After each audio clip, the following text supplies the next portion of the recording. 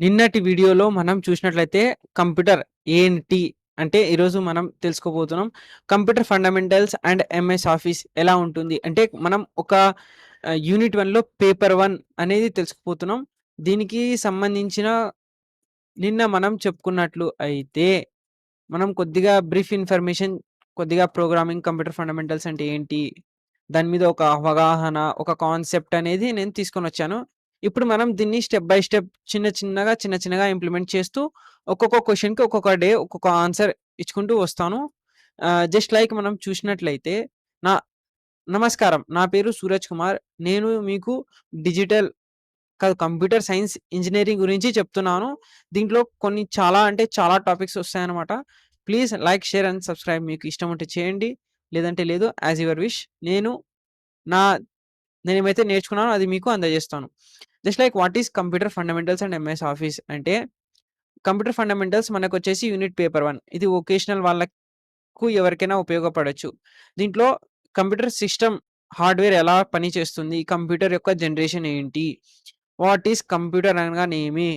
Characters ఏముంటాయి? Generations ఏముంటాయి? Autonomy అంటే ఏంటి ఒక కంప్యూటర్‌కి? నంబర్ సిస్టమ్ అనగానేమి? బేసిక్ డయాగ్రామ్ ఆఫ్ సిపియు ఎలా ఉంటుంది? Memory unit, primary and auxiliary memory ఎలా ఉంటుంది? మెమరీ సైజెస్‌ను మనం ఎలా తెలుసుకోవచ్చు? క్లాసిఫికేషన్స్ ఏముంటుంది? అనేది మనం తెలుసుకుంటే, ఫస్ట్ క్వెషన్, కంప్యూటర్ ఫండమెంటల్స్ అంటే కంప్యూటర్ అంటే ఏంటి? కంప్యూటర్ అంటే ఈజ్ ఎన్ ఎలక్ట్రానిక్ డివైస్. అదొక calculating device that accepts data as an input. అంటే ఒక కంప్యూటర్ ఉంది. ఆ కంప్యూటర్‌కి ఒక ఎలక్ట్రానిక్ అంటే అదొక యంత్రం. ఒక కరెంట్ ద్వారా పనిచేసేదాన్ని ఎలక్ట్రానిక్ డివైస్ అని అంటాం.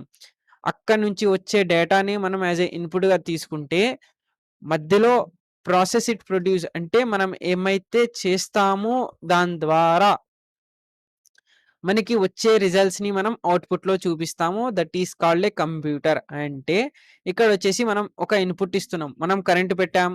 మౌస్, కీబోర్డ్ అన్నీ నడుస్తున్నాయి. దాన్నొక ఇన్‌పుట్ అంటాం.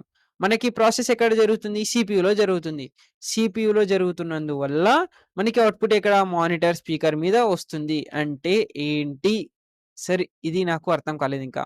అంటే మన దగ్గర ఒక ఇన్‌పుట్ అనే సిస్టమ్ ఉంది. ఇప్పుడు నా దగ్గర మౌస్ ఉంది. మౌస్‌తో నేను ఇది కదిలిస్తున్నాను. అంటే కారణం ఏంది? నేను మౌస్‌తో కదిలిస్తున్నాను. అదొక సీపీయూ ద్వారా పోయి మళ్ళా మనకి రిటర్న్‌గా వచ్చేదే స్పీకర్స్‌కో, మానిటర్స్‌కో. నేనిప్పుడు మైక్ చెప్తున్నాను. అదొక మైక్ అనేది నేనొక ఇన్‌పుట్ ఇస్తుంటే మీకిక్కడ అనేది రికార్డ్ అయ్యి వచ్చి చేసి వస్తుంది. That's called a process. Process చేసిన తర్వాత వచ్చేదే ఈ అవుట్‌పుట్. దీన్ని మనం కంప్యూటర్ అని అంటాము.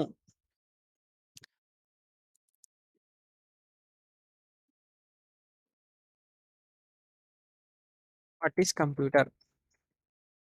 మనం ఇక్కడ చూసినట్లయితే కంప్యూటర్ అంటే ఏంటంటే, ఇక్కడ ఒక స్క్రీన్ ఉంది. ఇక్కడ ఒక ల్యాప్‌టాప్ ఉంది.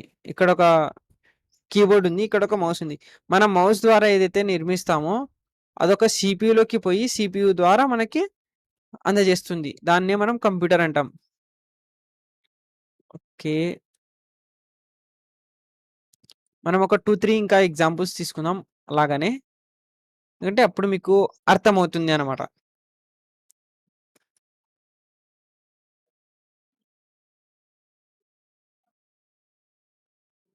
It's an accepts data as a input, process data as a processing, produced output as a output, storage స్టోరేజ్‌లో చూపిస్తుంది.